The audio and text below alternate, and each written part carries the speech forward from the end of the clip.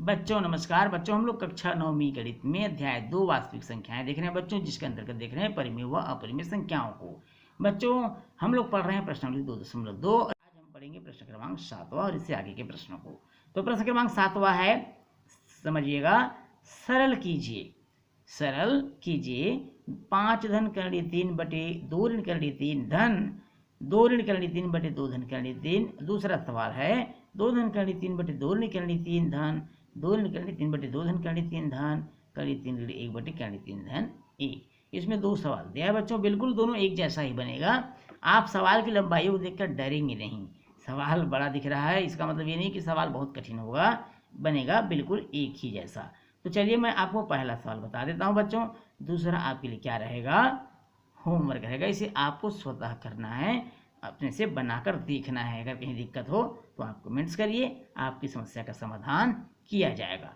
तो चलिए चलते हैं प्रश्न 7वां और 7वां का पहला। 7वां का पहला प्रश्न दिया हुआ है 5 धन करणी 3 बटे 2 ऋण करणी 3 धन 2 ऋण करणी 3 बटे 2 धन करणी 3। इस तरह से प्रश्न दिया हुआ है। बहुत ध्यान समझिएगा बच्चों, क्योंकि अगला प्रश्न इसी जैसा बनेगा, इसलिए ध्यान समझिएगा। 5 धन करणी 3 बटे 2 ऋण करणी 3। इसका जब हम परिमीकरण करेंगे बच्चों, तो ऋण दिया हुआ है, ये हो जाएगा धन, और धन करके हम ऊपर नीचे क्या कर देंगे, 2 ऋण करणी 3 का गुणा कर देंगे। जो ऋण था वो क्या हो गया, धन हो गया। फिर आते हैं प्लस धन, फिर दिया हुआ है तो पहला पद था। दूसरा पद है 2 ऋण करणी 3 बटे 2 ऋण करणी 3, ऐसा दिया हुआ है। इसका भी हम परिमीकरण कर देते हैं हर का। तो 2 ऋण करणी 3 बटे 2 ऋण करणी 3 का आंसर में क्या हो जाएगा, गुणा हो जाएगा। 5 का गुणा 2 से करेंगे बच्चों, 5 दूनी 10, 5 गुणा करणी 3 से करेंगे, 5 करणी 3 धन करणी 3 का 2 से करेंगे, 2 करणी 3 हो जाएगा। करणी 3 का करणी 3 से करेंगे, करणी 9 हो जाएगा पूरे का बटे। यहाँ ए ऋण बी, ए धन बी का आप सूत्र लगा सकते हैं। ए वर्ग अर्थात 2 दूनी 4, ऋण बी वर्ग अर्थात करणी 3 का वर्ग केवल 3 होगा, या सीधा पहले 9 लिख लेंगे, बाद में 3 कर सकते हैं। धन यहाँ भी 2 का गुणा 2 से करेंगे, 2 दूनी 4, 2 का गुणा करणी 3 से करेंगे बच्चों, 2 करणी 3 होगा। इसी प्रकार फिर 2 का गुणा करणी 3 से करेंगे, 2 करणी 3 होगा। ऋण ऋण हो जाएगा धन, 3 और 3 का गुणा हो जाएगा 3 3 9 पूरे का बट्टे है ए धन बी ऋण बी अर्थात ए का वर्ग 2 दूनी 4 और बी का वर्ग करणी 9।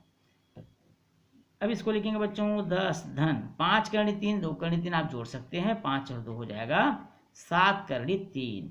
9 का करणी होगा, 9 का वर्गमूल होगा बच्चों 3, इस तरह से लिख लेंगे। बटे 4 में करणी, 4 में आप 9 का वर्गमूल 3 होता है, इसको घटा देंगे। अगले पद में लिखेंगे उसको घटाकर 4 ऋण 2 करणी 3, 2 करणी 3 हो जाएगा 4 करणी 3 धन 9 का वर्गमूल होता है 3 पूरे का बटे हो जाएगा 4 ऋण 9 का वर्गमूल 3। अब यहाँ पर देखिए बच्चों 10 और 3 हो जाएगा 13 धन 7 करणी 3 बटे में क्या हो जाएगा, 4 में 3 घटा दीजिए 1 हो जाएगा। धन 4 और 3 हो जाएगा 7 ऋण 4 करणी 3 बटे 4 में 3 घटा दीजिए बच्चों 1 हो जाएगा। अब इसको हम इस तरह से लिख सकते हैं 13 धन 7 करणी 3 धन 7 ऋण 4 करणी 3। इस तरह से आप इसे लिख लेंगे। अब यहाँ पर देखिए बच्चों 13 और 7 20, इसको आप जोड़ दीजिए। धन 7 करणी 3 में 4 करणी 3 घटा देंगे तो बच जाएगा 3 करणी 3। तो इस तरह से 20 धन 3 करणी 3 जो प्राप्त हुआ वो इस प्रश्न का क्या है बच्चों, आंसर है। ये बहुत सरल था, निश्चित रूप से आप सबको अच्छे से समझ में आया होगा। देखते हैं प्रश्न क्रमांक 8वां। यदि x बराबर 3 ऋण 2 करणी 2 तो x धन 1 बटे x का मान ज्ञात कीजिए। x धन 1 बटे x मान आपको ज्ञात करना है बच्चों, जबकि x बराबर दिया है 3 ऋण 2 करणी 2। तो चलिए इसे हल करते हैं। यह है प्रश्न क्रमांक 8वां। x बराबर जो दिया हुआ है 3 ऋण 2 करणी 2 ऐसा दिया हुआ है। यदि हम इसे 1 बटे 1 से लिखेंगे बच्चों तो ये हो जाएगा 1 बटे 3 ऋण 2 करणी 2 ऐसा हो जाएगा।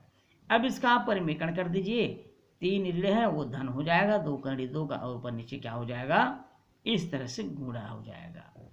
1 का गुणा इनसे करेंगे कोई फर्क नहीं पड़ेगा, 3 धन 2 करणी 2 ही रहेगा ऊपर में, नीचे में ए ऋण बी का सूत्र लगाते हैं तो ए वर्ग ऋण बी वर्ग, ऐसा सूत्र होता है बच्चों। उसको इस तरह से आप लिख लीजिए। 3 धन 2 कड़ी 2 बटे 3 का वर्ग होता है 9 ऋण 2 का वर्ग 4 और कड़ी 2 का वर्ग 2, तो 4 दूनी हो जाएगा 8, इस तरह से हो जाएगा।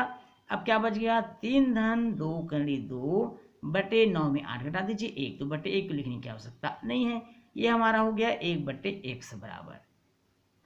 चूंकि हमको ज्ञात करना है मान, और मान किसका ज्ञात करना है, 1 धन 1 बटे 1 का मान हमको क्या करना है, ज्ञात करना है।